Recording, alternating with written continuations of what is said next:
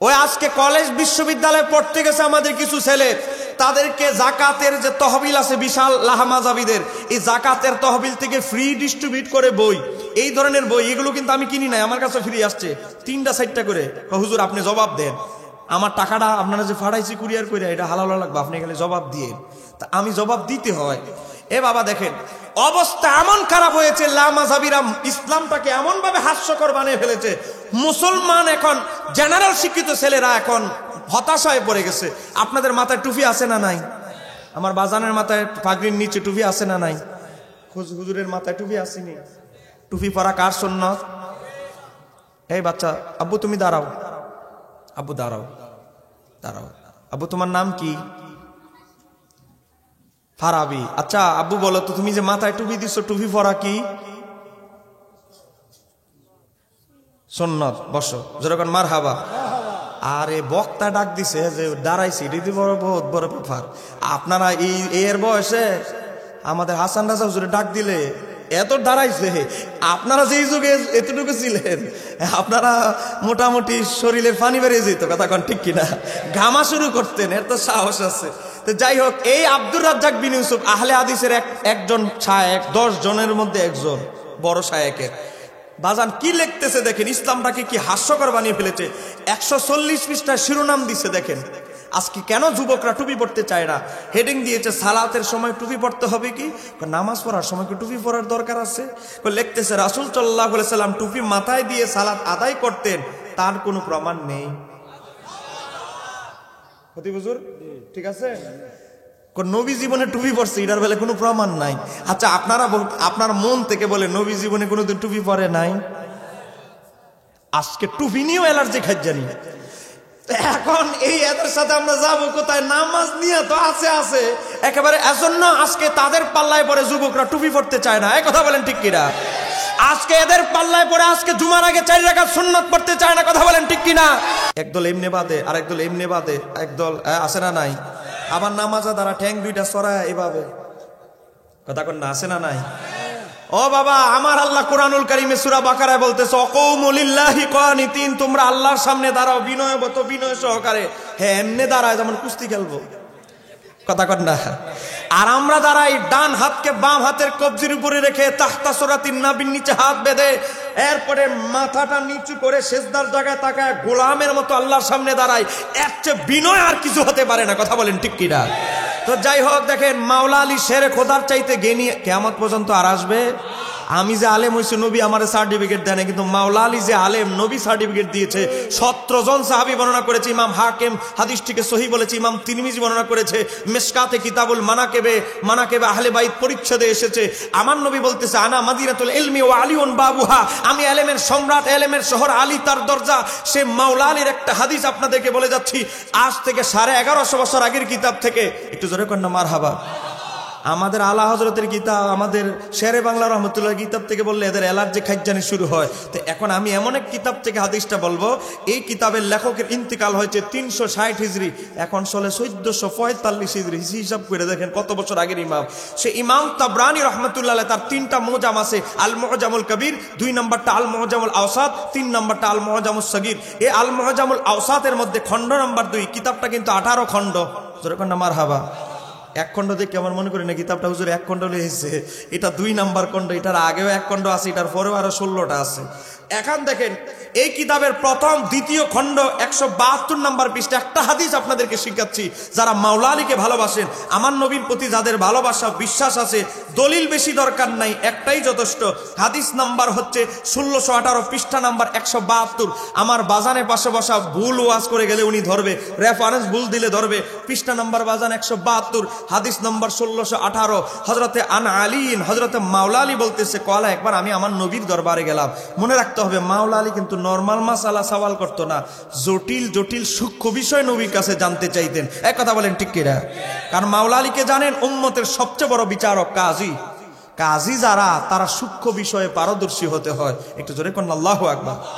এবার আসেন তো, মাওলা আলী বলতেছে, একবার আমি আমার নবীকে বললাম, কুলতু ইয়া রাসূলুল্লাহ, ওগো আল্লাহর হাবিব, এমন এমন সূক্ষ্ম মাসালা এসে যায় অনেক সময়, তো কি মাসালা? ইন্না জালাবিনা আমরুন লাইসা ফিহি বায়ানুন আমরুন ওয়ালা নাহিয়ুন, এমন মাসালা আসলো যেটার পক্ষেও বলে নাই কোরআন সুন্নাহে, বিপক্ষেও বলে নাই।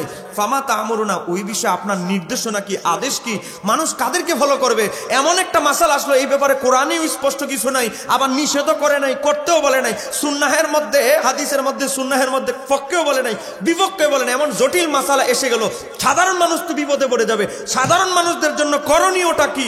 কলা, আমার নবী মাওলা আলীর প্রশ্নের জবাবে বলছে, তুসাবিরুনাল ফুকাহা, তখন সাধারণ মানুষ ফুকায়ে কেরামদের পরামর্শ করে গ্রহণ করবে, ফুকায়ে কেরামদের পরামর্শকে গ্রহণ করবে। এখানেই শেষ নয়, এরপর এখানে আবার উলিয়াদেরকে সংযুক্ত করছেন। তুসাবিরুনাল ফুকাহা ওয়াল আবিদিন, যারা ইবাদত পরায়ণ মুত্তাকি, চার মাযহাবের ইমাম কিন্তু খালি ইমাম ছিল না, তারা ছিল আবেদ, ও জগৎ বিখ্যাত আবেদই ছিল পাশাপাশি। কথা কোন ঠিক কিনা?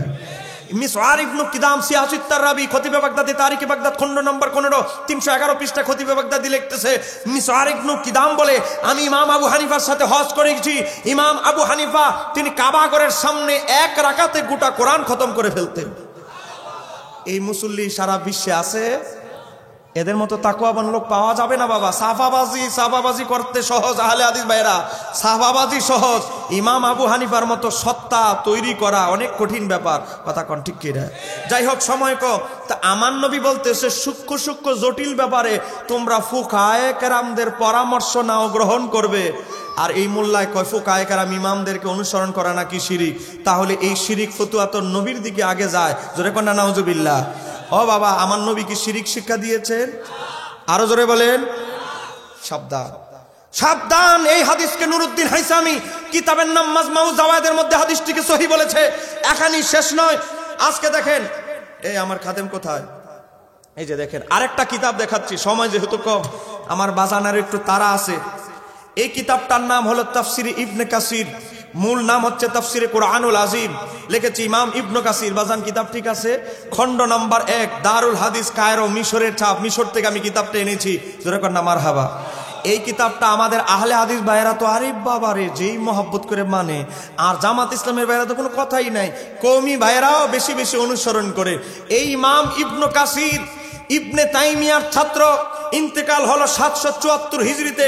এই ইমাম ইবনে কাসির রহমাতুল্লাহ আলাইহি এই তাফসিরে ইবনে কাসিরের মধ্যে এই মাযহাব যে মানতে হবে, এই প্রসঙ্গে বলতে গিয়ে 638 নম্বর পৃষ্ঠা, প্রথম খণ্ড 638 নম্বর পৃষ্ঠার মধ্যে ইমাম ইবনে কাসির বলতেছে, আমার আল্লাহ কোরআনুল কারীমের মধ্যে বলেছেন, ইয়া আইয়ুহাল্লাযীনা আমানু, হে ঈমানদাররা, আতিউল্লাহ, অনুগত্য করো আমি আল্লাহর, ওয়া আতিউর রাসূল, অনুগত্য করো আমার রাসূলের।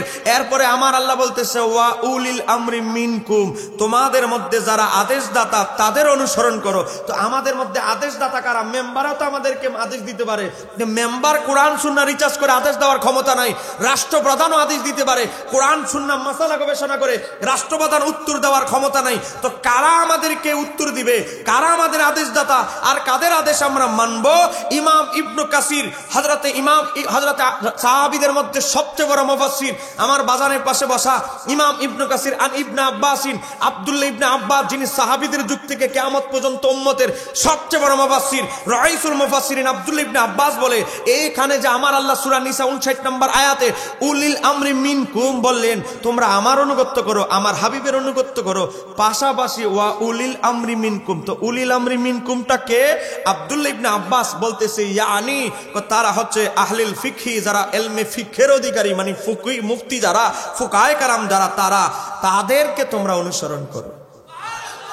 আব্দুল্লাহ ইবনে আব্বাস, আমি যদি ভুল কথা বলি, আমাদের সভাপতি হুজুর, আপনাদের খতিব সাহেব হুজুর আছে ভাই, ইবনে আব্বাস আছে না নাই? ওরে বাবা, আব্দুল্লাহ ইবনে আব্বাস, যিনি সাহাবীদের যুগ থেকে কিয়ামত পর্যন্ত উম্মতের সবচেয়ে বড় মুফাসসির, তিনি বলেন আল্লাহ এবং তার রাসূলের অনুগত্যের পরে ফুকায়ে কেরামদের গবেষণাকে মানতে হবে। আমার আল্লাহ বলে, সাহাবী বলে মানতে হবে। আজকের কিছু ডিজিটাল শায়েখ টাইটই পরে এমন সহি হাদিস ফতোয়া দেয়, বাবা আজকে সহি হাদিসের গ্রুপের দলেরা দুইটা দল, দুই দিক থেকে আজকে আহলে হাদিস হচ্ছে আমাদের যুবক ভাইয়েরা। একদল কি জানেন, বিদেশ গেছে, সৌদি আরব লেবারের কাজ করতো, জুব্বা টুব্বা পরে দেশে আইসে, হঠাৎ করে মসজিদে ঢুকছে, ঢুকে দেখে আমাদের হুজুর নামাজ পড়াইতেছে, জুমার নামাজ, নাবির নিচে হাত বেঁধে বারবার হাত উঠায় না, আঙ্গুলে একবার ইশারা করে, ওয়ালা দোয়ালিন বলার পরে আমিন আসতে বলে, হুজুর আরে আপনি কি নামাজ পড়ান? আস্তে নাবির নিচে হাত বাঁধেন, আস্তে আমিন বলেন, কি শুরু করেছেন? আমি তো মক্কা মদিনা বড় বড় শায়েখদের ডিগ্রি নিয়ে আসছি, হ্যাঁ তাদেরকে দেখেছি বুকে হাত বাঁধতে, আপনার নামাজ তো ভুল। তা আমাদের খতিব সাহুদুর জিজ্ঞাসা করে, তুমি সৌদি আরবে গিয়ে কিসের কাজ করতা? জামা কাপড় ডলতাম। তো জামা কাপড় ডইল এমন এমন ফতু, আমারও মনে করতেছি মদিনা বিশ্ববিদ্যালয় থেকে ডিগ্রি নিয়ে আসছো। হ্যাঁ, এরকম কিছু মুসল্লি আছে না নাই?